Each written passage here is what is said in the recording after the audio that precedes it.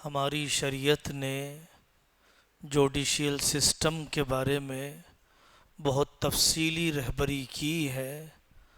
پوری سمجھداری کے ساتھ، ذمہ داری کے ساتھ ہم یہ کہہ سکتے ہیں کہ دنیا آج بھی محتاج ہے اس میٹیریل کی، ان کتابوں کی، ان پرسنالٹیز کی، ان شخصیات کی۔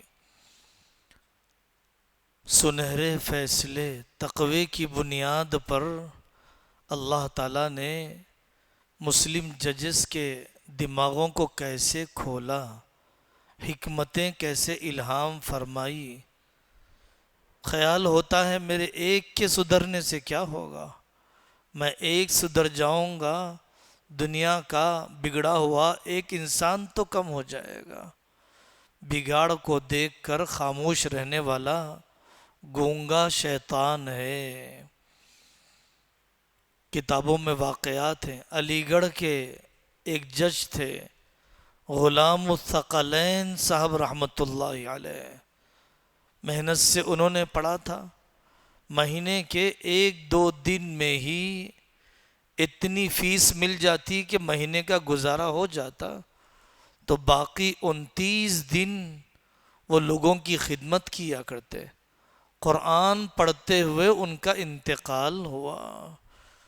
زندگی کی تیاری تو بہت کی ہے، موت کی تیاری کیا کی ہے۔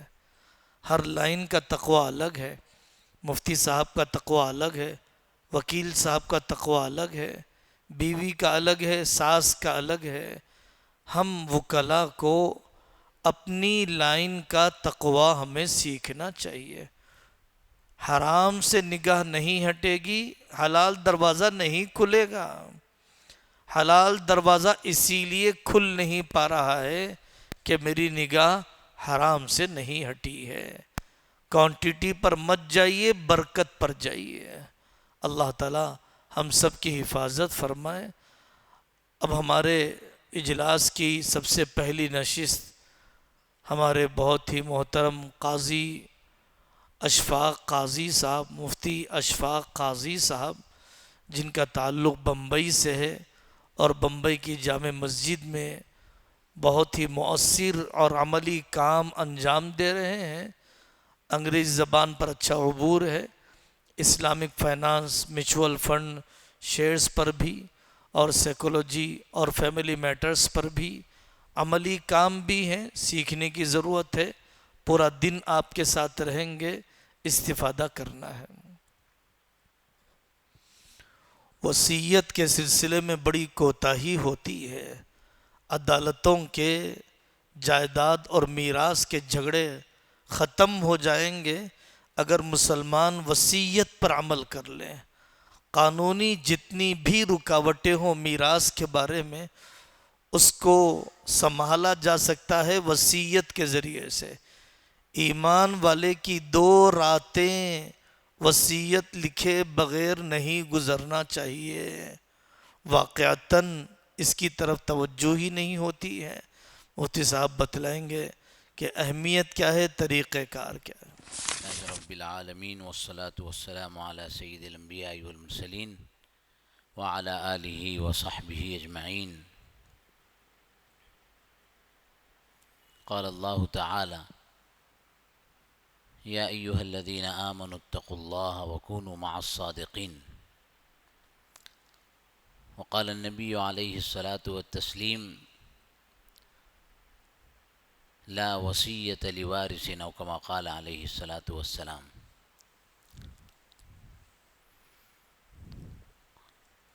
آج کا یہ اجلاس، یہ مختصر سی نشست تربیت الوکلاء کے کانٹیکس میں ہے، اور جیسے مفتی جابر صاحب نے فرمایا کہ کوانٹٹی امپورٹنٹ نہیں ہے، تعداد امپورٹنٹ نہیں ہے، بلکہ ایک بھی فرد ہو اور ایک جہت کو اچھی طرح مکمل طور پر سمجھ لے تو وہ ہمارے لیے کامیاب ہے۔ ہمارے یہ اجلاس تو میرا یہ 1 گھنٹہ جو پریزنٹیشن ہے، پریزنٹیشن میں تو بہت سی باتیں آئی نہیں ہیں جو ضروری ہیں، اور بہت سی ایسی باتیں بھی ہیں جو غیر ضروری ہے آپ حضرات کے لیے. تو اس کو ایک ڈسکشن کے کانٹیکس میں رکھیں گے. تو یہاں پریکٹسنگ لائرز کتنے ہیں جو پریکٹس کر رہے ہیں، ذرا میں جان سکوں؟ ماشاء اللہ، گڈ. مفتی اسامہ صاحب کیوں نہیں ہاتھ اٹھا رہے ہیں؟ اچھا، آپ اس کی ملاقات ہے نا مفتی اسامہ صاحب جی. تو جیسے مفتی جابر صاحب نے ذکر کیا کہ ہمارے یہاں ایک فیملی گائیڈنس سینٹر ہے، اور مجھے یاد آتا ہے 2014 میں 2014 میں ہم نے جامع مسجد بمبئی میں ایک نشست رکھی تھی اسی طرح کی، یعنی 4 نشستیں تھیں. حضرت مولانا خالد سیف اللہ رحمانی صاحب کو بلایا تھا. تو ایک نشست تھی لائرز کے لیے، ایک نشست تھی بزنس مینس کے لیے، ایک نشست تھی علماء کے لیے، اور ایک نشست تھی ائمہ وغیرہ کے لیے. تو میں اس ٹاپک کی امپورٹنسی کو بتانے کے لیے اس نشست کا ایک واقعہ آپ کے سامنے رکھنا چاہتا ہوں. اور اس میں ہمارے جو فضلاء جو ابھی پڑھ رہے ہیں یا پڑھ کر فارغ ہوئے ہیں، ان کے لیے بھی ایک بہت اہم ترین درس ہے. مجلس ہو رہی ہے، اور حضرت مولانا خالد سیف اللہ رحمانی صاحب جو ہے وہ وصیت کے بارے میں بات کر رہے ہیں کہ ول کے کیا مسائل ہے، ول کس طریقے سے ہوتی ہے، شریعت میں ولز کی امپورٹنس کیا ہے، وغیرہ وغیرہ، اہمیت، افادیت. تو ایک بامبے ہائی کورٹ کے وکیل مجلس میں ہی تھوڑے سے ناراض ہو گئے، اور دوسرے اپنے ساتھی کو کہنے لگے how they are talking about will, یہ ول کے بارے میں کیسے بات کر رہے ہیں، as we know and we are since 25 years practising there is no will in Islam. اسلام میں ول تو ہے ہی نہیں. ایک مسلمان لائر جو 25 سال سے پریکٹس کر رہا ہے، اور وہ کہہ رہا ہے کہ اسلام میں ول ہے ہی نہیں. اور یہاں یہ مسجد میں یا یہ مولانا صاحب نے جو ہے ول کے اوپر پورا پروگرام رکھا ہے. تو چونکہ میں اس کا آرگنائزر تھا، جیسے آج حضرت مفتی ابوبکر جابر صاحب ہیں، تو اس مجلس میں وہ معاملہ تھوڑا سا گڑبڑ ہوتا، تو میں نے ان سے کہا کہ ہم لوگ اس پر ڈیٹیل میں الگ سے ڈسکس کریں گے. پھر ہم بیٹھے تو انہوں نے بہت ساری اپنی کیسز بتائی. میں نے کہا ٹھیک ہے، ابھی تو بہت ساری اور بھی مجلسیں ہیں، ہم 2-3 دن کے بعد ملیں گے. یہ ہمارے فضلاء کے لیے ہے کہ ہمیں ان کی جگہ پر جا کر سوچنا ہے کہ ان کا موضوع کیا ہے، ان کا مسئلہ کیا ہے. چونکہ میرے ان لاز، یعنی میرے جو اہلیہ کی طرف سے، وائف کی طرف سے جو رشتہ دار ہے، وہ سارے کے سارے وکلاء ہیں، اور ٹاپ آف دی لیول کے کرمنل لائر ہیں. آپ نے ایک نام سنا ہوگا اجمل قصاب بمبئی میں. تو ان کے لیے جو گورنمنٹ نے جس لائر کو ہائر کیا تھا، وہ ہمارے بردر ان لا، ہمارے صالح صاحب تھے. میں نے ان سے بیٹھ کر بات کی ہمارے علماء کے لیے کہ بھئی ایک لائر ہے اور 25 سال سے پریکٹس کر رہے ہیں، اور وہ کہہ رہے ہیں کہ دیر is no will in Islam, اسلام میں ول ہے ہی نہیں. تو انہوں نے ایک بات سمجھائی جو میرے سمجھ میں آئی کہ زیادہ تر کورٹ میں جو مسئلے آتے ہیں، وہ کوئی بہن لے کر آتی ہے، کوئی بھائی لے کر آتا ہے، یا باپ بیٹے کی طرف سے لاتا ہے، یا بیٹا باپ کی طرف سے لاتا ہے. وہ گفٹ کے پیپر دکھلاتا ہے یا ول کے پیپر دکھلاتا ہے، جبکہ ایک بنیادی اصول ہے لا وصیت لوارث، وارث کے لیے ول نہیں ہے. اب وہ جو پریکٹسنگ لائر ہے، وہ وارث کے لیے وصیت نہیں ہے کہ اس ایک آرڈر کو یا ایک کامن رول کو یہ سمجھ لیے کہ اسلام میں وصیت ہے ہی نہیں، اس لیے وہ بالکل اسلام سے ہٹ کر اپنی پریکٹس کر رہے ہیں. جبکہ ابھی جو حدیث ذکر کی کہ اگر آپ کے معاملات ہے تو آپ 2 رات 3 رات نہ سوئیں، مگر یہ کہ آپ کے ول، آپ کا وصیت نامہ آپ کے سرحانے رکھا ہو، آپ کے پاس رکھا ہو، اور بہت زیادہ اس کی اہمیت ہے. لہٰذا یہ جو مجلس ہے یہ اسی کانٹیکس میں ہے کہ ول کی اہمیت کو، افادیت کو اور اس کی پریکٹیکلٹی، کہ بہت سی مرتبہ لائر کے سامنے دو چیلنج ہے، ایک یہ ہے لا آف دی لینڈ اور دوسرا ہے لا آف دی شریعہ. اگر لا آف دی لینڈ کو مکمل طور پر سمجھ نہیں پائے ہیں، صرف درس کی طرح اور سبقاً پڑھ لیا ہے، تب بھی چیلنجز ہیں. اور اگر لا آف دی لینڈ تو پتہ ہے لیکن لا آف شریعہ نہیں پتہ ہے جو اسی کا حصہ ہے. میں کل یہاں پہنچنے کے بعد یہاں کے ایک سی اے سے بات کر رہا تھا، اور مفتی صاحب کے لیے اس میں ایک اشارہ بھی ہے کہ اگر لائرز کے ساتھ چارٹر اکاؤنٹنٹس کو بھی بلا لیا جاتا، کیونکہ عام طور پر ول کا ڈرافٹ کرنے والے چارٹر اکاؤنٹنٹ ہوتے ہیں، تو انہوں نے بہت اچھی، مطلب میں انشاءاللہ آخر میں ضرورت ہوگی تو دے دوں گا، اور جو لائرز ہیں ان کو وہ پی ڈی ایف دوں گا. 169 پیجز کی پوری وہ ان کی ایک کلاسز چل رہی ہے. وہ تو مسلم، نان مسلم، اور اس میں انڈین لا اور کرسچن لا اور جین لا، سب کے لاز ہیں، لیکن بہت اچھے سے اس بات کو سمجھایا ہے کہ کس طریقے سے لا کہاں ایفیکٹ ہوتا ہے اور ول کیسے انسان کے لیے مفید اور کارگر بنتی ہیں. تو وصیت کی اہمیت کو عملاً سمجھنا ہم علماء کے لیے اس لیے ضروری ہے کہ لوگ ہم سے کنیکٹڈ ہوتے ہیں، اور صحیح وقت پر صحیح رہبری اور رہنمائی نہ ہونے کی وجہ سے، مثلاً ایک بہت بڑا مسئلہ ہے پوتے کی میراث. باپ کے 4 بیٹے ہیں، ایک بیٹے کا انتقال ہو گیا اور اس کی اولاد موجود ہیں. اب 8-10 سال 15 سال کے بعد والد کا بھی انتقال ہو گیا. اب والد سے پہلے ایک بیٹے کا انتقال ہو گیا تھا، تو ایز اے رول آف شریعہ، جو محمدن لا کا حصہ ہے، جو شریعہ لا کا حصہ ہے، اس بیٹے کی اولاد کو کچھ نہیں ملے گا، اس کی بیوہ کو کچھ نہیں ملے گا. تو لوگ بہت اعتراض کرتے ہیں کہ ارے یہ تو بڑا ظلم ہے کہ بیوہ مجبور، یتیم بچے، اور بیوہ اور یتیم کو کچھ نہیں، اور یہ جو پیسے جنہوں نے یہ کما رہے ہیں اور ان کی بہت اچھی صورتحال ہے ان کو مل رہا ہے.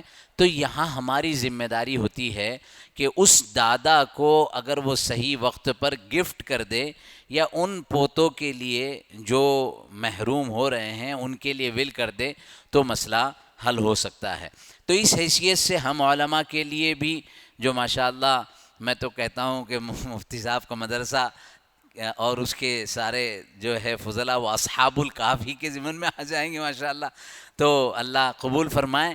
تو یہ ہمارے لیے بہت ضروری ہے کہ ول کے اس کانٹیکس کو سمجھے. شروع میں کوشش کرتا ہوں ہمیشہ کہ کنٹین پر، چونکہ جو وقت دیا گیا ہے اس پر بات مکمل ہو، اور اخیر میں 5 منٹ یا 10 منٹ ہم کو یہ بھی ملے کہ ہم جو ہے کچھ کنورزیشن کر سکیں، کچھ جو ہے کوشچن آنسر کر سکیں.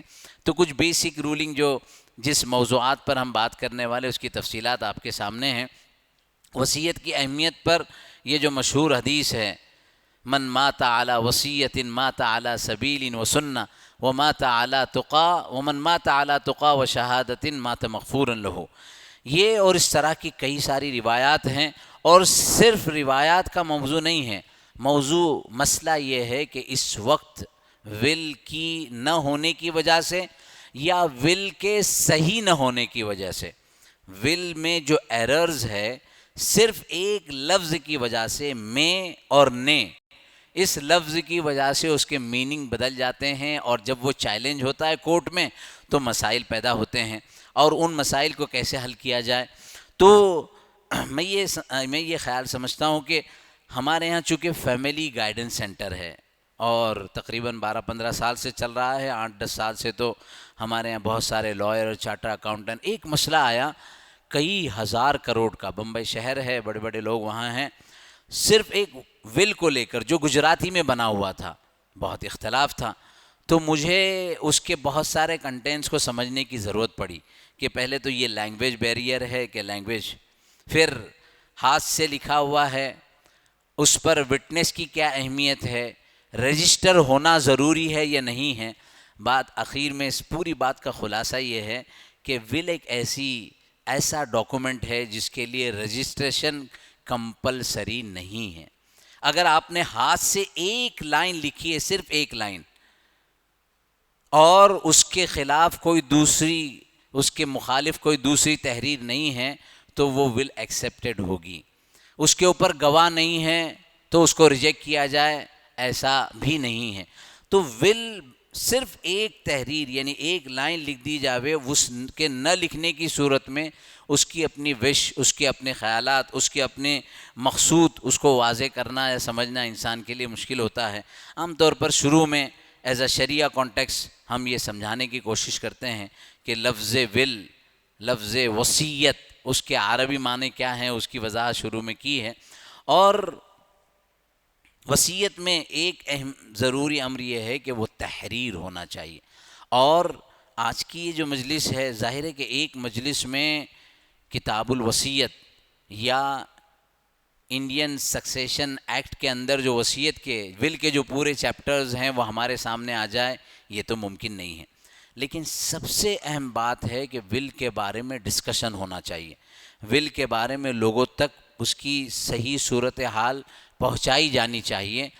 تھوڑا سا بے توجہی یا تھوڑا سا انتظار بہت بڑے اختلاف کا اور بہت بڑے جو ہے مسائل کا شکار ہوتا ہے. کل میں وہ جو دوسرا ڈاکومنٹ تھا اس میں دیکھ رہا تھا کہ کورٹ میں 76% آؤٹ آف 100 جو مسائل ہیں وہ جائیداد کو لے کر ہیں، اور ان میں بھی ایک بڑا پرسنٹیج جو ہے وہ ول کی وجہ سے ہیں کہ ایسا ول تھا یا ول نہیں تھا، یا ول تھا تو اس کے اندر یہ ایررز تھے، اور پھر وہ مطلب یہ کہ چیلنج ہوتا چلا جاتا ہے اور اس میں اختلاف بڑھتا جاتا ہے یہاں تک کہ وہ کورٹ کے مسائل پر ہوتا ہے.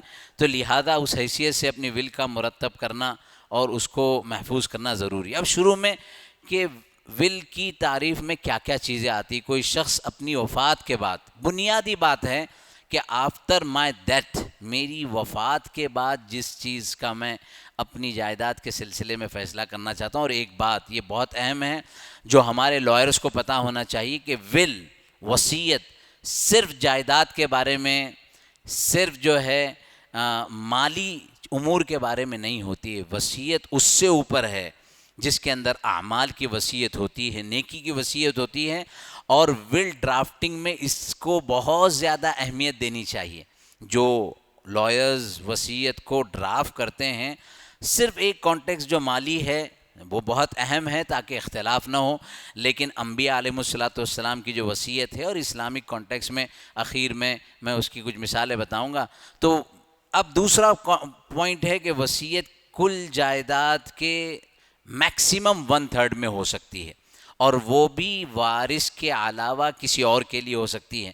یہ بہت بیسک رول ہے، میں سمجھتا ہوں کہ اکثر لائرز کو یہاں جو موجود ہے پتہ ہوگا. لیکن میرا جو تجربہ جو میں نے بتایا کہ 25 سال سے پریکٹس کر رہے ہیں، لیکن یہ سمجھ رہے ہیں کہ اسلام میں ہی وصیت نہیں ہے. ایسا نہیں ہے، وارثوں کے لیے وصیت نہیں. اب وارث کون بنتا ہے کون نہیں بنتا ہے یہ بھی ایک پورا چیپٹر ہے. کئی مرتبہ ایسے جو محروم ہو جاتے ہیں، ہم یہ سمجھتے ہیں کہ وہ وارث بنیں گے، لیکن حقیقت میں وہ وارث نہیں بن رہے، جیسے میں نے پوتے کا ذکر کیا.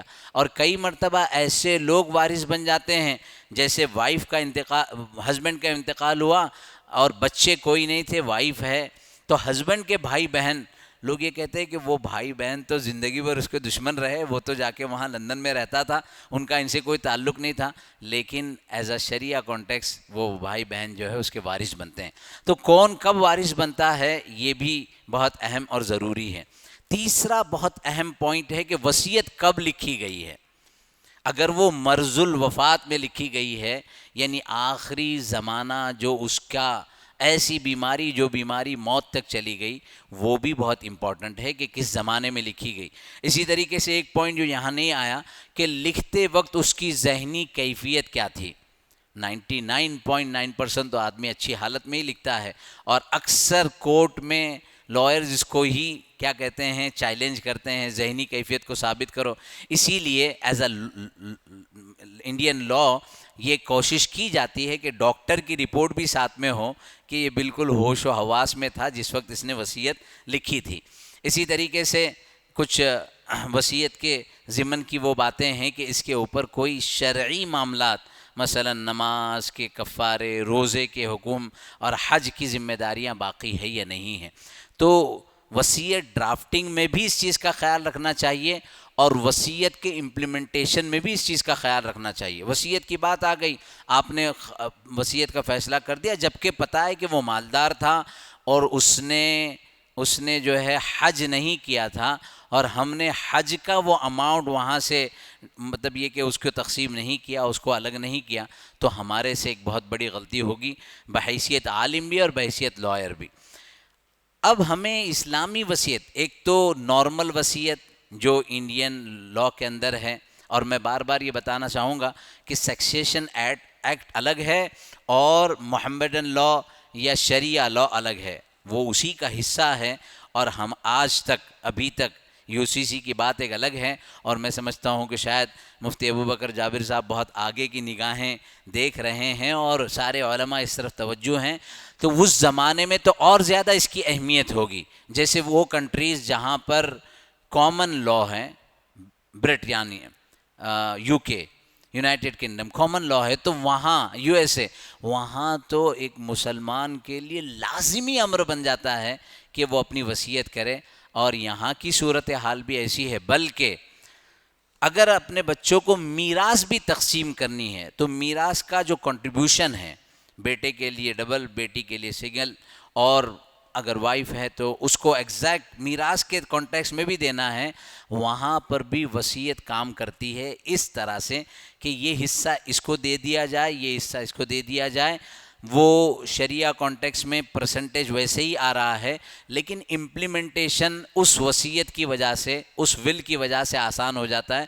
ورنہ سارے شریعت کے پابند ہیں, آپ کے پاس کئی سارے کیسز ایسے آئیں گے یا آتے ہوں گے, دیکھا ہوگا کہ سب متقی پرہیزگار ہے, لیکن وصیت اور میراث شرعی ضابطے پر امپلیمنٹ نہیں ہو رہی ہے. اس کی اپنی سوچ ہے, اس کی اپنی سوچ ہے, اسے یہ پراپرٹی چاہیے, اسے یہ پراپرٹی چاہیے. بعض ایسے دیوانے بھائیوں میں کہ ہمیں اس میں بھی چاہیے, اس میں بھی چاہیے, اس میں بھی چاہیے, دوسرا کہتا ہے کہ مجھے صرف اس میں چاہیے, اور یہی اختلاف جو ہے 8-10 سال تک چلتا رہتا ہے.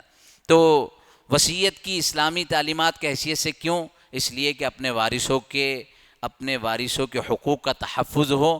قرآن کریم کی 35 آیتیں وصیت کے سلسلے میں, یوصیکم اللہ فی اولادکم, اس میں بھی مختلف مقامات پر, اور بھی کئی. اسی طریقے سے جو وصیت کا منتظم ہے, جو اس کو امپلیمنٹ کرے گا, جو اس کو نافذ کرے گا, جو بڑا آدمی ہوگا, اس کے لیے آپ کا یہ پیپر بہت آسانی کر دے گا, سہولت کر دے گا. چوتھی بات ٹیکسیشن کے کانٹیکس میں ہے کہ اگر آپ پہلے سے پلان کر کے وصیت کے ڈرافٹ کو پراپر طریقے سے کریں.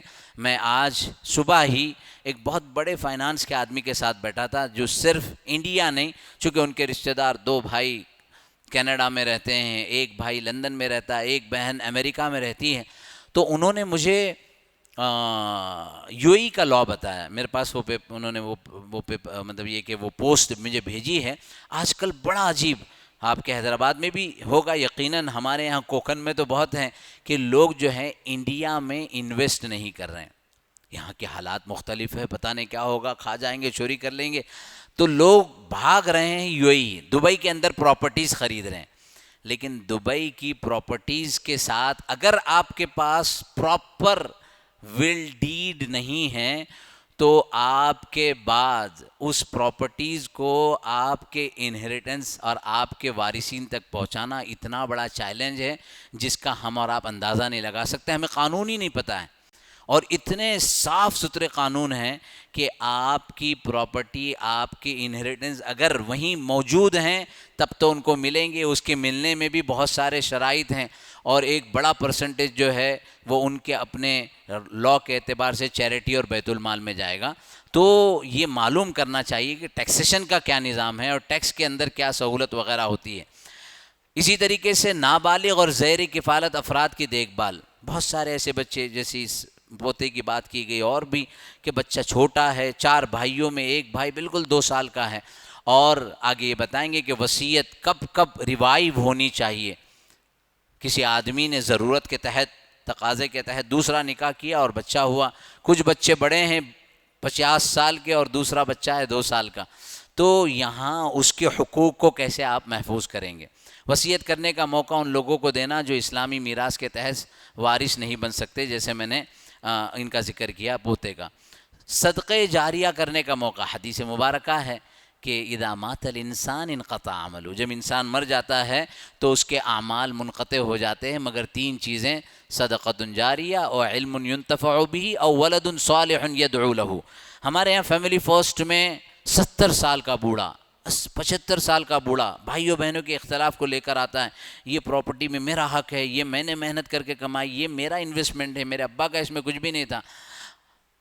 چونکہ سائیکالوجی ایک الگ موضوع ہے اور ہمارے علماء کو بہت ضروری ہے کہ سائیکالوجی کے کم سے کم کچھ چیپٹر تو ضرور پڑھیں.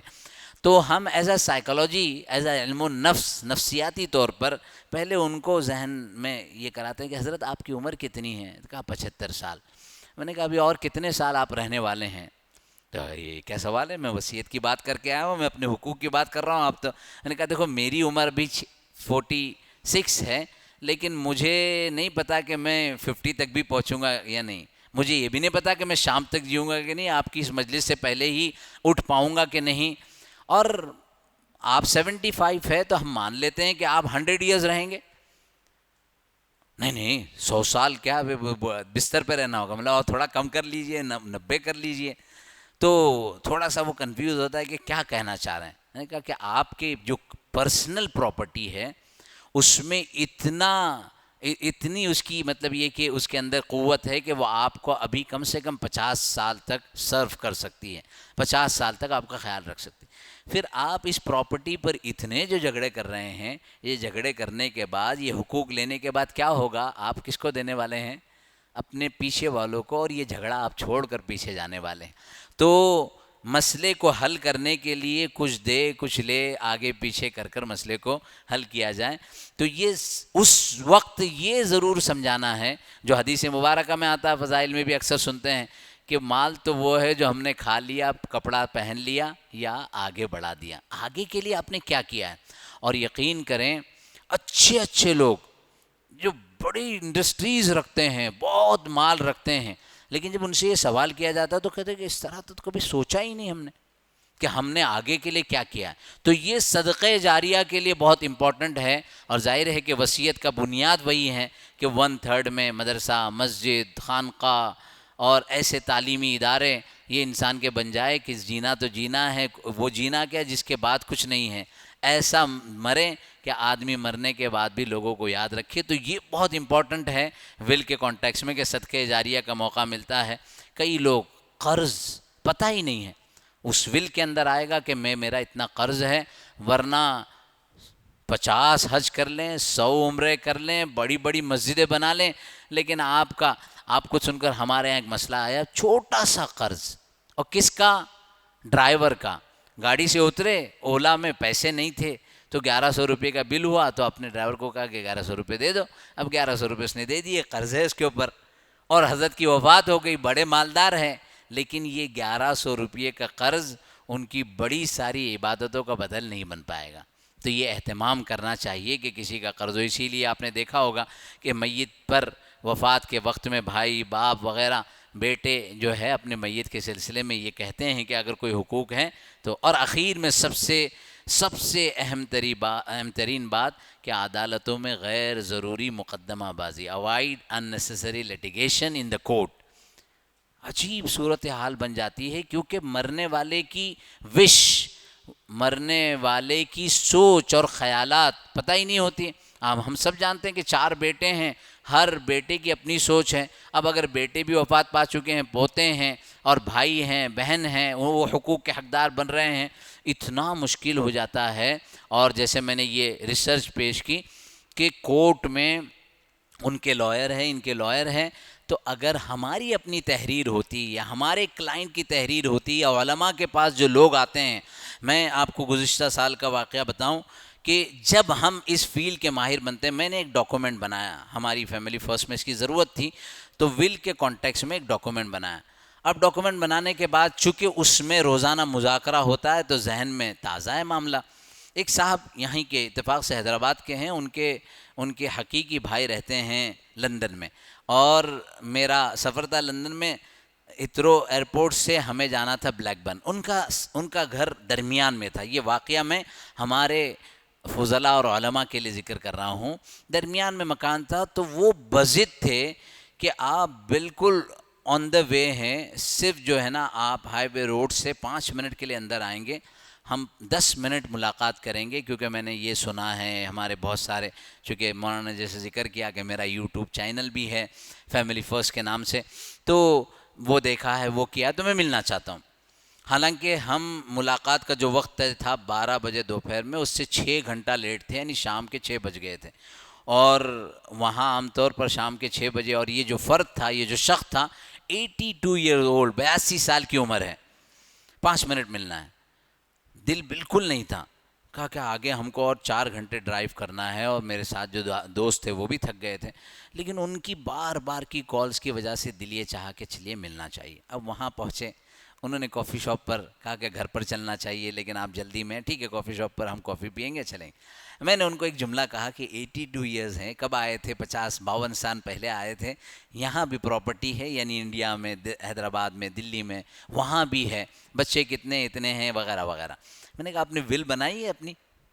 بس وہ ایسا تھا، کیونکہ ہم نے اپنی ول پر پورا ایک ڈرافٹ تیار کیا 33 پیجز کا، تو ان کی گویا جو ہے نا دکھتی رگ پر ہم نے ہاتھ رکھ دیا، اور ہم پھر 4 گھنٹے وہاں بیٹھے، 5 منٹ کے لیے گئے تھے، 4 گھنٹے بیٹھے، اور انہوں نے تو بالکل اب کہا کہ اس پر پورا آپ کو کرنا ہے، یہ کرنا ہے، یہ کرنا ہے، یہ کرنا ہے۔ تو ول علماء اچھی طرح سمجھیں، اور لائرز کے لیے تو کہ اس کا صحیح شرعی ضابطہ اور قانونی ضابطہ۔ پھر جب ہم آگے گئے، وہاں کے بہت بڑے عالم ہیں حضرت مولانا عبدالرحیم لمبادہ صاحب، اہل بیت ہیں، اور ماشاءاللہ خانقاہ سے ان کا بڑا نظام ہے، وہاں ان کی اپنی خانقاہ بھی ہے، تو ان کو اس واقعے کی معلومات ہوئی، تو انہوں نے کہا ہمارے سالیسیٹر ہیں، یہ ول بناتے ہیں، اور میں نے آپ کی ایک میٹنگ، میری میٹنگ، میں نے کہا کہ اچھا بڑے مہنگے ہوتے ہیں وہاں، تو ہمارے بہت سارے دوست جو ابھی لائر بن گئے ہیں ان کے لیے وہاں لائر سے ملنے کے لیے، سالیسیٹر سے ملنے کے لیے پہلے آپ جائیں،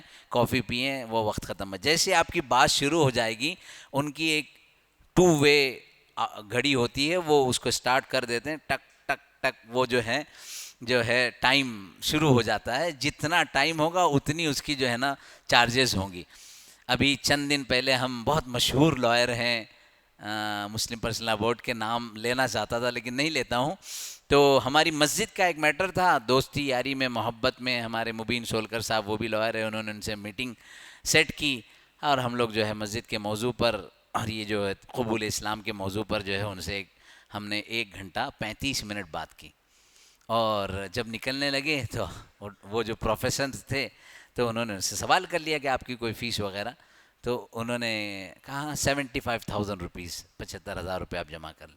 تو ہمارے جو مسجد کے ناظر صاحب تھے، ان کے پیروں تلے زمین نے کہا کہاں پھنسا دیا تم نے، ابھی آپ ہی بھرو، یہ میرے ہی گلے میں آ گئے۔ انہوں نے کہا یہ ایسا تھوڑی ہوتا ہے، تو وہاں وہ ٹائم، تو وہ سالیسیٹر کہتے ہیں کہ اچھا آپ نے کیا بنایا، جب ہم نے یعنی علماء کی محنت پر، یا ہمارے عبداللہ بھائی بھی یہاں بیٹھے ہیں، اور ہماری بمبئی میں جو لا فرم ہیں ان کے ساتھ ربط کرنے کے بعد جو علماء کی طرف سے تیار کردہ ول ڈیڈ تھا، ول کا ڈاکومنٹ تھا، وہاں کے سالیسیٹر نے دیکھا تو کہا کہ یہ تو بہت زبردست ہے، بہت سارے پوائنٹس کو آپ نے اس میں کور کیا ہے، البتہ برٹن کا لا الگ ہے، کچھ چیزیں وہاں کے لا کے اعتبار سے ہوگی۔ بالکل، میں نے کہا کہ آپ اپنا ڈرافٹ ہم کو دے دیجئے، ہم اپنا ڈرافٹ ان کو دے دیں۔ تو یہ آخری بات جو بہت اہم ترین ہے کہ عدالتوں میں یعنی کبھی کبھار اتنی طبیعت اکتا جاتی ہے کہ ان کا کیا فائدہ ہے، لڑے جا رہے ہیں 10 سال 12 سال 15 سال نکل جا رہے ہیں، ارے بھائی وہ جتنا ملتا ہے اتنا ہی لے لیں، سہولت اور عافیت سے مسئلہ حل ہو۔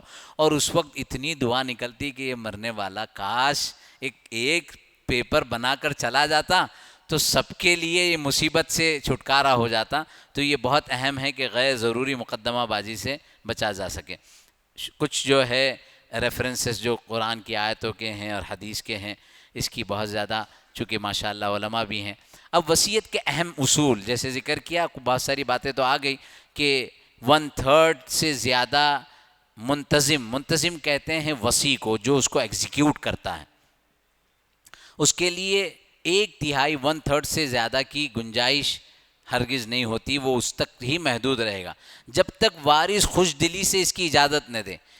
ہو سکتا ہے ایک نے 50% کہا ہے کہ میرا ایک ہی بیٹا ہے، بہت مالدار ہے، تو میں اپنی 50% جو ہے نا وہ خانقاہ جمالیہ کو دیتا ہوں، یا مدرسہ اصحاب الکہف، کیا نام ہمارا وہ بھول جاتا ہوں میں تو دعا بھی نکل جائے گی، آمین کہہ دیں گے، کہیں انشاءاللہ آ جائے گی بات۔ تو اب 50% ہے، لیکن وہ وارث جو ہے بیٹا یا زوجہ اگر ہو تو وہ کہتے ہیں ہاں ٹھیک ہے، ابا کی اس خواہش کا ہم احترام کرتے ہیں۔ یہاں آ کر پھر گڑبڑ، نہیں 1/3 سے زیادہ ہو ہی نہیں سکتا ہے۔ ہو سکتا ہے جب وارث خوش دلی سے اس کا اقرار کرے کہ ہاں کیا جا سکتا ہے اور اس کی گنجائش ہے، تو یہ بھی ایک اہم نقطہ ہے جس کو سمجھنا چاہیے۔ اگر کوئی وارث نہ ہو تو پوری جائیداد بھی وصیت ہو سکتی ہے، پوری جائیداد بھی وصیت کی جا سکتی ہے، لیکن وہ اس کی پوری ٹری ہے۔ کوئی وارث نہ ہو کا کیا مطلب ہے؟ ذوی الفروض میں، عصبہ میں، ذوی الارحام میں اگر وہ صورت مکمل طور پر ہو تو پھر اخیر میں جو ہے پوری جائیداد وصیت کے طور پر ہو جاتی ہے۔ غیر مسلم کے حق میں وصیت، یہ مسئلہ تھوڑا سا ہے اختلافی، لیکن ایک مفتابی قول جو ہے کہ بعض صورتوں میں جیسے کوئی بہت عزیز دوست تھا یا کوئی ایسا معاملہ تھا تو وہاں بھی وصیت کے طور پر اس کو کچھ ملکیت مل سکتی ہے۔ وصیت کو منسوخ کیا جاتا ہے، منسوخ کیا جا سکتا ہے، یقیناً منسوخ کیا جا سکتا ہے، اور ہم جانتے ہیں سارے لوائر کہ وہ لکھا جاتا ہے دس از دی لاسٹ، ایک بالکل آخری ہے، کیونکہ ہر مرتبہ اس کو جو ہے ڈرافٹ کو آپ جو ہے وہ کرتے ہیں۔ اب وصیت کے اقسام بھی ہیں، بعض صورتوں میں وصیت فرض ہو جاتی ہے، جیسے نماز فرض ہے، روزہ فرض ہے، بعض صورتوں میں وصیت فرض ہو جاتی ہے، مثلا حج باقی ہے، زکوٰۃ باقی ہے، روزے کے حقوق باقی ہے، دوسروں کے حقوق باقی ہے، امانتیں رکھی ہیں، تو اس کو وصیت کرنا حج کی ٹریننگ میں اس کی بہت اہم اہتمام سے اس کو بتایا جاتا ہے۔ بعض صورتوں میں مستحب ہے، بعض صورت میں حرام بھی ہے، ایسی وصیت جو اسلام میں ناجائز ہے، مثلا یہ کہ کوئی غلط کاروبار کے سلسلے میں پیسے کی پیش رفت کرے، حرام نظام کے اجرا کے سلسلے میں کرے، تو وہ وصیت نافذ نہیں ہوگی۔ شریعت کہے گی کہ وصیت تو ہے، الفاظ بھی لکھے ہیں، سگنیچرز بھی ہیں، لیکن وہ وصیت نافذ نہیں ہوگی۔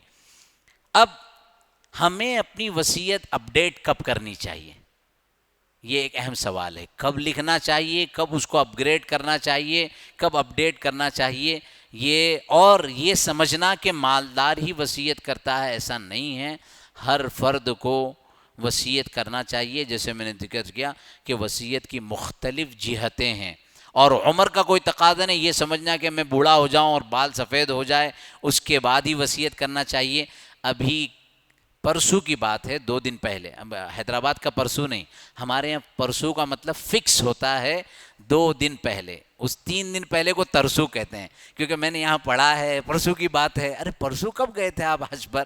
کہ ہم 2018 میں گئے تھے نا، تو پرسوں تو 18 میں پرسوں ہو گیا، تو یہ میں یقیناً پرسوں کہہ رہا ہوں، یعنی یہ کہ آج کون سا دن ہے جی؟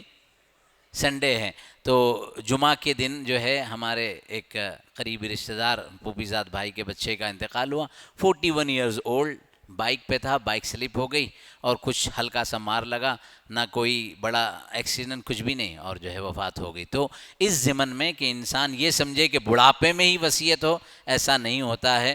پھر کچھ اہم موقع ہیں، جیسے میں نے کہا کہ آدمی نے پہلی شادی کی ہے، وہ بھی ایک موقع ہے، ورنہ دوسری شادی، یا ایسے مواقع ہوں کسی فرد کی طلاق ہو جائے، بیوی اپنے حقوق سے نکل گئی ہے۔ ایک مسئلہ ابھی میرے پاس ہے ابھی، کہ خاتون نے 15 سال پہلے اپنے شوہر سے طلاق بھی نہیں لی، وہ چلی گئی اور کسی شیعہ سے اس نے نکاح بھی کر لیا اور وہاں رہنے بھی لگی۔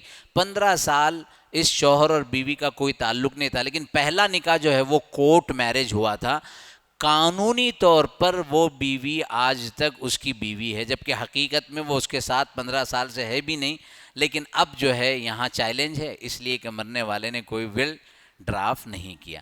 تو شادی، طلاق، بچے یا دیگر رشتہ دار، بھانجے، بھتیجے، نواسے، پوتوں کی پیدائش جنہیں آپ فائدہ پہنچانا چاہتے ہیں، کوئی نواسا ایسا ہے جو فزیکلی کمزور ہے، مینٹلی کمزور ہے، یا لکھا ہے کتابوں میں کہ 4 بیٹے میں ایک بیٹا یا پوتوں میں ایک پوتا عالم بن گیا اور ایک ڈاکٹر بن گیا، ڈاکٹر کی انکم بہت ہے، عالم کی انکم نہیں ہے، تو آپ نے اس کے لیے وصیت کر دی، تو یہ گنجائش ہوتی ہے۔ نئی جائیداد، نئی قیمتی اثاثے آپ نے خریدے، تو یہ وہ کچھ موقع ہیں جن مواقع پر اپنی جو ہے وصیت کو کیا کرنا چاہیے، اپڈیٹ کرنا چاہیے۔ اب وصیت کے جو شرعی طور پر بنیادی ٹیسٹیٹر کیا ہے، لیگیٹی کسے کہتے ہیں، لیگیسی کیا ہے، موسی، موسیٰ لہو، موسیٰ بھی، صیغہ، ایجاب و قبول، یہ پورے ٹرمز ہیں جو ہم عربی کتابوں میں پڑھتے ہیں، اس کی بہت ڈیٹیل میں نہیں جا سکتے۔ بہرحال وصیت کرنے والا ہوتا ہے، جس چیز کی وصیت کی گئی ہے، جس چیز کی وصیت کی گئی ہے اور جس کے لیے وصیت کی گئی، تو وہ سارا ڈیفائن ہونا چاہیے، اتنا کلیئر کٹ ہونا چاہیے ہمارے ول ڈیڈ میں کہ بل جو ہے کسی قسم کا اختلاف اس میں نہ ہو۔ اسی طریقے سے جو پرونانسیشن ہے، جو ورڈ ہے، جو لفظ لکھا جاتا ہے، اگر ہم لکھنے کے ساتھ ساتھ اس کو کسی اپنے جو وصی ہے اس کے سامنے لفظاً بھی کہہ دیں اور اس پر ایک دو گواہ بھی بنا لیں، تو اختلاف سے بچنے کے اور زیادہ مواقع بن جاتے ہیں، ورنہ خاموشی میں بن گئی، کسی کو پتہ ہی نہیں ہے، اور بعد میں اس پر اس کے میننگز کے اوپر، اس کے مفہوم کے اوپر جو ہے وہ اختلاف ہو رہا ہے۔ تو یہ چند باتیں جو ہے اس کی ارکان کے صورت میں ہیں۔ وصیت کے شرائط کیا ہے، موسی کے، موسیٰ بھی کے، موسیٰ لہو کے، ان سب کے شرائط کیا ہیں، یعنی ان کے کنڈیشنز کیا کیا ہیں وہ بھی ہیں، اور جو لا فارم میں ہیں وہ تو جانتے ہیں کہ کیا کیا شرائط ہیں، کیونکہ ان کا ذہنی طور پر تو یہ ہمارے علماء کے لیے کہ موسی عاقل ہو، پاگل نہ ہو، بالغ ہو، وہ اگر خود ذہنی طور پر مجنون ہے تو وہ کیا وصیت کرے گا اور اس کی وصیت کا کیا اعتبار ہوگا۔ بالغ ہو، غیر بالغ کی وصیت نہیں ہے، خود مالک ہو، ملکیت تامہ اس کے پاس ہونی چاہیے، پراپرٹی کسی اور کی ہے، ابھی تک اختیار میں نہیں آئی، ابھی سے وصیت نامے میں اس کو لکھ کر رکھ دیا ہے تو اس کی اہمیت نہیں ہوگی۔ تو یہ سب چیزیں موسی اور موسیٰ بھی کے تعلق سے دیکھ لیجئے گا آپ کہ مال یا حق کے ملکیت ہو، مال معلوم ہو، کل طرح کا 1/3 سے زیادہ نہ ہو، حرام چیز کی وصیت نہ ہو جس چیز کے بارے میں وصیت کی جا رہی ہے۔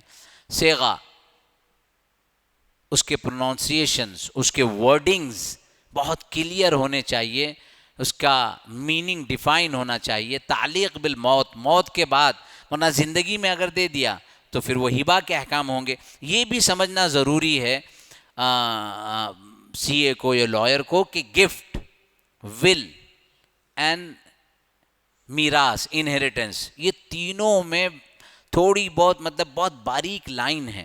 کبھی میراث کا معاملہ ول میں آ جاتا ہے، ول کا معاملہ گفٹ میں چلا جاتا ہے، گفٹ کا معاملہ تو گفٹ کے پورے احکامات الگ ہے، مالک بنا دیا، ملکیت تامہ کر دی، اس کے پورے اختیارات دے دیے، قبضہ دے دیا، جو شرائط پورے ہیں، اگر گفٹ ہے تو گفٹ، اگر ول ہے تو ول۔ کئی مرتبہ ول ڈیڈ آ رہی ہے اور اس میں گفٹ کی باتیں لکھی ہیں، کئی مرتبہ گفٹ ڈیڈ آ رہی ہے اور اس میں ول کی باتیں لکھی ہیں، تو ایسا بھی نہیں ہونا چاہیے۔ اب ریووکیشن، وصیت سے رجوع کی گنجائش ہے کہ نہیں؟ تو یہ واضح ہے کہ وصیت عقد لازم نہیں ہے۔ اس کا مطلب یہ ہے کہ ایک مرتبہ وصیت کر لی، اب ختم ہو گیا، میری گردن جو ہے پھنس گئی ہے، میں کچھ نہیں کر سکتا ہوں، ایسا نہیں ہے۔ وصیت عقد لازم نہیں ہے، یعنی وصیت کرنے والا اپنے وصیت کو ریووک کر سکتا ہے، چینج کر سکتا ہے، تبدیل کر سکتا ہے۔ رجوع کی صورتیں کیا ہے؟ یا تو واضح طور پر جسے کہتے ہیں صراحتاً، یا اشارتاً، یا ضرورتاً، دلالتاً جو ہے اس کی وضاحت کر دیں، تو یہ پھر وصیت سے رجوع پایا جائے گا۔ اب کچھ چیزیں جو انڈین سکسیشن ایکٹ 1925، پھر میراث کا ایکٹ 1937، خیر لائرز جو ہے وہ ایکٹ کے بارے میں یہ ہوتا یہی ہے کہ جب لا کے یا ڈاکٹر یا انجینئر، کبھی انجینئر کوئی شریعت کی باتیں کرتا ہے نا تو پھر علماء کو ٹینشن ہوتی کہ بھئی یہ کیوں کر رہا ہے، یہ ہماری باتیں، یہ تو ان کی باتیں ہیں۔ اور اسی طریقے سے اگر میں لا کی بات کروں تو ظاہر ہے کہ لائرز جو ہے ناراض ہوں گے، کیونکہ انہوں نے بڑی محنت کی ہے، اتنے سال کورٹ یہ کہ سیکھنے میں لگائے۔ تو یہ صرف آپ لوگوں سے سیکھ کر یا آپ لوگوں سے جان کر یہ سمجھنے کی کوشش کی ہے کہ انڈین سکسیشن ایکٹ کیا ہے اور اس میں شریعہ لا کو کتنی امپورٹنس ہے، بہت امپورٹنٹ ہے۔ اس میں بالکل واضح ہے ہر اعتبار سے کہ آپ کا پرسنل لا کیا کہتا ہے اور اس کے سلسلے کے کیا کیا فیصلے ہیں، وہ فیصلے بہت امپورٹنٹ اور ضروری ہوتے ہیں اس مسائل کو حل کرنے کے لیے۔ پھر رجسٹریشن ایکٹ 1908 یہ بھی اس میں ہے۔ بڑی اہم بات کل مجھے ہمارے اس دوست نے جو حیدرآباد میں بتائی کہ یہ بھی ایک غلط فہمی ہے، مجھے ایسا خیال ہے کہ لائرز کو نہیں ہوگی، یا انہوں نے تو کہا کہ میرے نالج میں لائرز بھی اس بارے میں غلط فہمی کے شکار ہے کہ اگر وصیت ول کو رجسٹر کرنا ہے تو اس کی مارکیٹ ویلیو، سپوز 100 کروڑ کی پراپرٹی، ایک مثال میں بتا رہا ہوں، تو اس کو وصیت کرنے جا رہا تو اس کی رجسٹریشن بہت ہائی ہوگی، 6%، 1.5%، الگ الگ پرسنٹیج بتائے جاتے ہیں۔ تو ان صاحب کے کہنے کے اعتبار سے وصیت کے رجسٹریشن کے لیے، یعنی جو رجسٹریشن ایکٹ مال کے خریدنے، جائیدادوں کے خریدنے کے لیے وہاں جو دینا ہوتا ہے، ویسے ول کے رجسٹریشن کے لیے نہیں ہے۔ 5,000، 7,000، 10,000 جیسے آپ کا سی اے اور لائر ہے وہ اس کو رجسٹر کر دیتا ہے۔ تو رجسٹریشن ایکٹ کو بھی جاننا ضروری ہے وصیت کے تحریر اور نافذ کرنے کے لیے۔ اسی طریقے سے سگنیچر کے سلسلے میں ایک اہم بات میں آپ کے خدمت میں نقل کروں کہ میں نے وہ ایک مسئلے کی تحقیق میں، طلاق الغضبان کی تحقیق میں اس معاملے کو نقل کیا، اور کہ حضرت قاضی مجاہد الاسلام صاحب رحمۃ اللہ علیہ بہت بڑے عالم گزرے ہیں اور بڑے باشعور، مسئلے کی گہرائی تک جانا۔ تو امارت شریعہ پٹنہ میں ایک مسئلہ آیا، ہندوستان میں امارت شریعہ جو بہار اور جھارکھنڈ وغیرہ میں نافذ ہے، بہت زبردست ماشاءاللہ، بہت سہولت اور آسانی سے دارالقضاء سے وہ مسئلے حل ہو جاتے ہیں جو کورٹ میں سالہ سال سے نہیں ہوتے۔ تو ایک مسئلہ آیا، اس میں بڑے بھائی نے پیپر شو کیے گفٹ ڈیڈ کے کہ باپ نے یہ ملکیت مجھے گفٹ کر دی تھی۔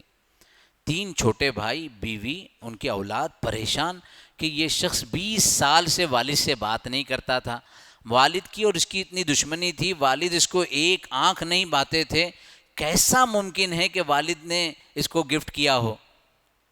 لیکن ظاہر ہے کہ کورٹ میں تو پیپرز دیکھے جاتے ہیں، دلائل شواہد دیکھے جاتے ہیں، کئی سارے سیشنز ہوئے، اخیر میں کہ باپ کا تھم تھا اس پیپر پر، تو اس تھم کو فورنسک ٹیسٹ کروایا گیا، ٹیسٹ کی رپورٹ بھی یہ آئی کہ ہاں بھائی یہ تھم جو ہے نا یہ باپ ہی کا ہے۔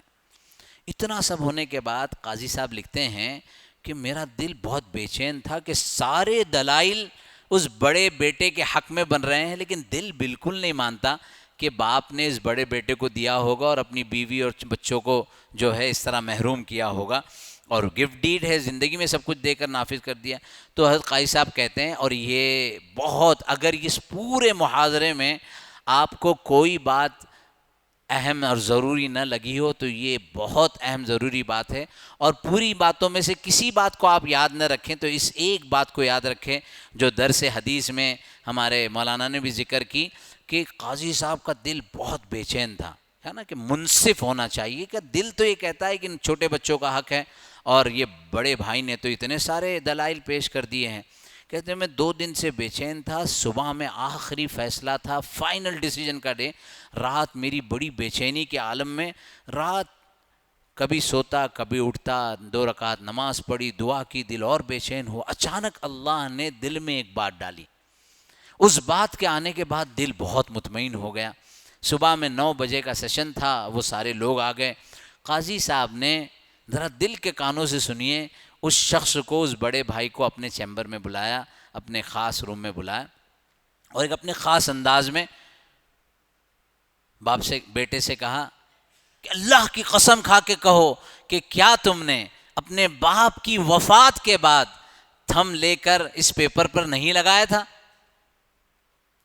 اس کے پیروں تلے زمین نکل گئی کہ یہ بات میرے علاوہ میرے فرشتوں کو بھی گویا پتہ نہیں تھی، یہ قاضی صاحب کو کیسے پتہ چل گئی؟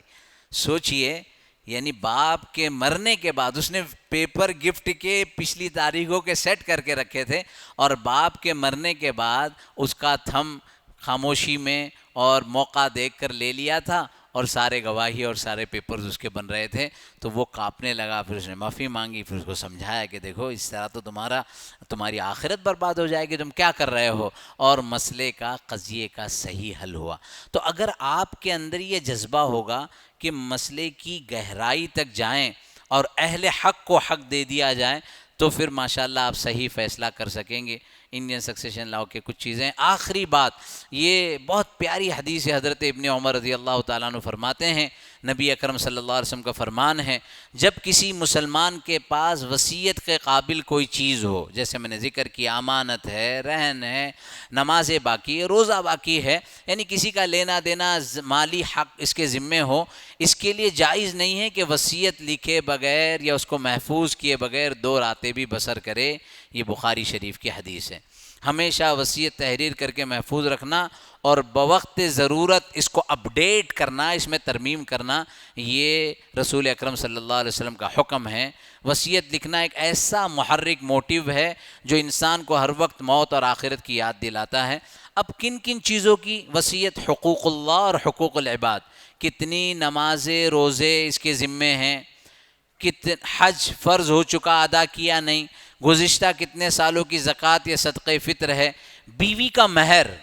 ہماری مسجد میں ایک دن ایک چچا آئے, میرا خیال ہوگا 72 ایئرز اولڈ, اور میں لائبریری میں جا رہا ہوں, پیچھے پیچھے مفتی صاحب وہ مہر کا کیا مسئلہ ہے, میں نے اپنی بیوی کا مہر نہیں دیا ہے. میں نے کہا ظالم, کتنے سال ہو گئے شادی کو؟ 50 سال ہو گئے, 20-22 سال کی عمر میں شادی ہوئی تھی. میں نے کہا دے دو ابھی. تو کہا کہ یاد نہیں ہے کتنی ہے. میں نے کہا نکاح نامے میں لکھی ہوگی. بار نکاح نامہ کہاں ہے حضرت, پھٹ گیا, پتہ ہی نہیں کہاں ہے. تو میں نے کہا پھر تم کو آج کی مہر مثل دینی پڑے گی. بہت سارے بزرگوں کو یہ بھی نہیں پتا کہ مہر کا حق یہ بیوی کا حق ہے. اگر نہیں دیا ہے, اور ہمارے یہاں کوکن میں, آپ کے یہاں پتہ نہیں, وہ بیوی کو کھڑا کرتے ہیں اور لوگ کھڑا کرتے ہیں, وہ تو بیچارے خود نے تو روتے روتے میں نے اپنے مہر کا حق معاف کر دیا ہے. ارے اب تو معافی کرنا ہے, اب کیا کرنا ہے؟ اتنے سخت حدیث ہے اس کے سلسلے میں. تو مہر کا حق بھی اس کے ذمن میں ہے, دے دے بہتر ہے, نہ ہو تو ذمے باقی رہے گا. قرض کتنا ہے, کمپنی یا حکومت کے کیا واجبات ہیں. اسی طریقے سے قسطوں پر خریداری کا ایک مسئلہ الگ ہے, لیکن باقی ہیں تو اس کے ذمے ہیں. کوئی کرایہ اس کے ذمے ہے, کمپنی کی قسطیں ادا کرنا ہے, کسی کا حق جائز ناجائز غصب کیا ہوا, یہ ساری باتیں کس کی امانت. کبھی کبھی ایسا ہوتا ہے کہ کسی کی زمین پر مجبوری میں قبضہ کیا ہوا, ایسی صورتحال آتی ہیں کہ اگر میں اس وقت یہ قبضہ چھوڑ دوں گا تو میری پچھلی ساری زمینوں کو ختم کر دیا جائے گا. بہت ظالم آدمی ہے, تو اس نے غصب کیا ہے, لیکن اس کا مقصد یہاں پر اپنا پروٹیکشن تھا. لیکن اس پروٹیکشن میں اس نے وہاں کے زمینوں کی بھی پیپر جو ہے وہ رکھے ہوئے ہیں. ہمارے ہاں ایک مسئلہ آیا مسجد کا مسئلہ, کہ پردادا نے وہ پراپرٹی مسجد کو دے دی ہے, لیکن پتہ نہیں کیا مجبوری تھی, پیپر نہیں بنا, پیپر ٹرانسفر نہیں ہوئے. تو ابھی جو پر پوتے ہیں وہ کہہ رہے ہیں کہ بھائی یہ جگہ ہم کو چاہیے. پورا گاؤں گواہ ہے, سب کو پتہ ہے کہ یہ پراپرٹی مسجد کی ہے, لیکن وہ بچے کہہ رہے ہیں کہ تحریر نہیں ہے تو ہمارا حق ہے, اور انہوں نے اس پہ اپنی پراپرٹی بنا کر اپنا, تو اس لیے یہ تحریر میں ہو, کسی کی امانتیں وغیرہ ہو. تو یہ چند باتیں جو ہے ہماری تحریر کے اندر محفوظ ہو.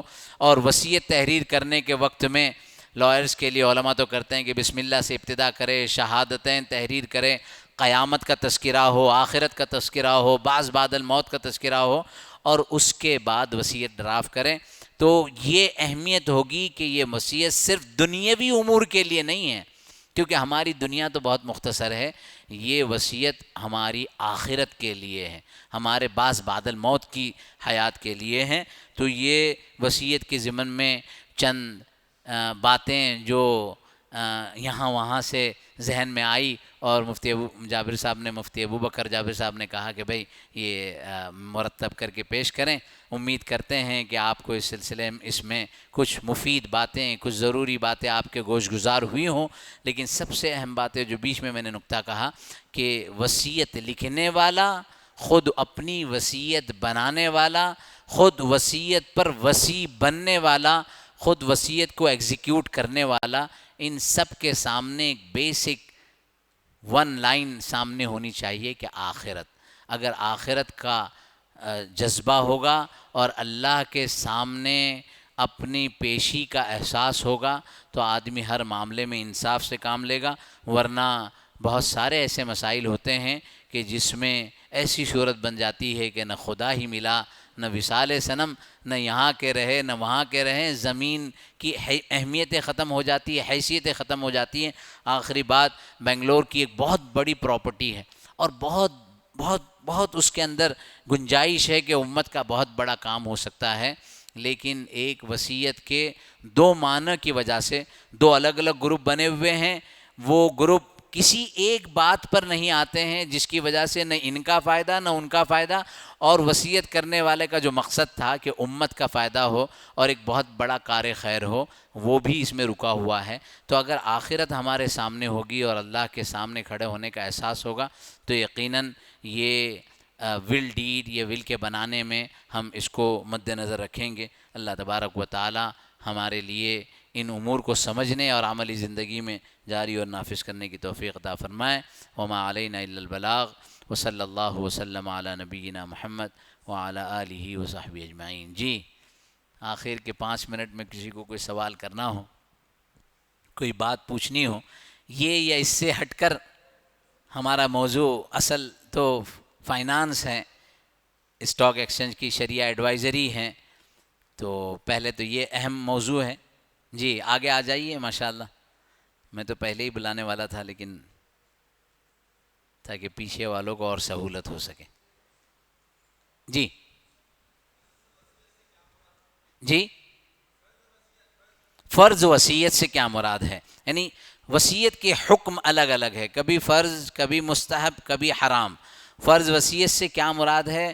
جب آپ کے پاس کسی کی امانت ہے، جب آپ کے اوپر کسی کا قرض ہے، جب آپ پر کسی کا حق باقی ہے، مالی حق، تو اس صورت میں آپ کے لیے وصیت کرنا فرض ہے، ورنہ وفات ہو جائے اور ہم پر یہ حق ہے، ہمارے علاوہ کسی اور کو معلوم نہیں تھا، تو وہ وارثین تو میراث کو جاری کر دیں گے اور میراث کے اعتبار سے حق کو تقسیم کریں گے۔ ہو سکتا ہے کہ 4 وارثین قبول بھی کر لیں کہ ہاں بھئی ان کا قرضہ تھا، لیکن دوسرے 4 یہ مطالبہ کریں گے کہ اس قرضے کو ثابت کرو۔ کیسے قرضے کو ثابت کریں گے؟ تو وصیت اس وقت ثابت کرے گی، اور وصیت نہیں ہوگی تو یہ قرضہ اس کے لیے وبال جان بن جائے گا۔ تو اگر کوئی امانت ہے یا کوئی قرضہ ہے، یا جیسے میں نے بتایا کہ حقوق اللہ میں سے روزوں کی فدیے باقی ہیں، حج باقی ہے، یعنی حج فرض ہوا تھا لیکن حج ادا نہیں کیا، تو اس صورت میں وصیت کا کرنا فرض ہے۔ جی جی جی، ہاں تو یہ تو خیر ڈیٹیل ہے۔ پہلے تو حج کون کرے گا؟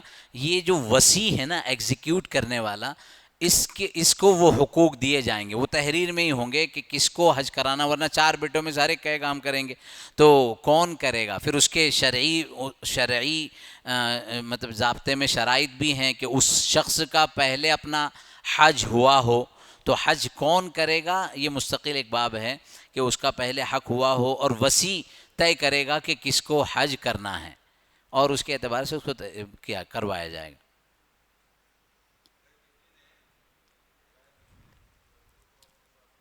جی ہوں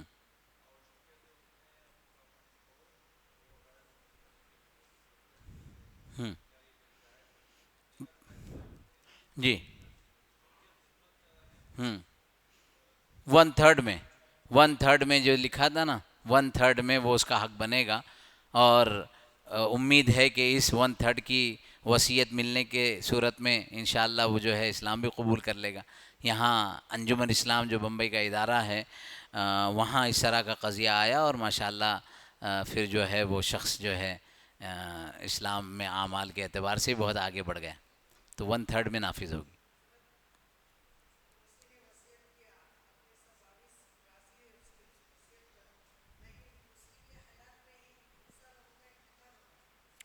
اس کی حیات میں ہی، ہاں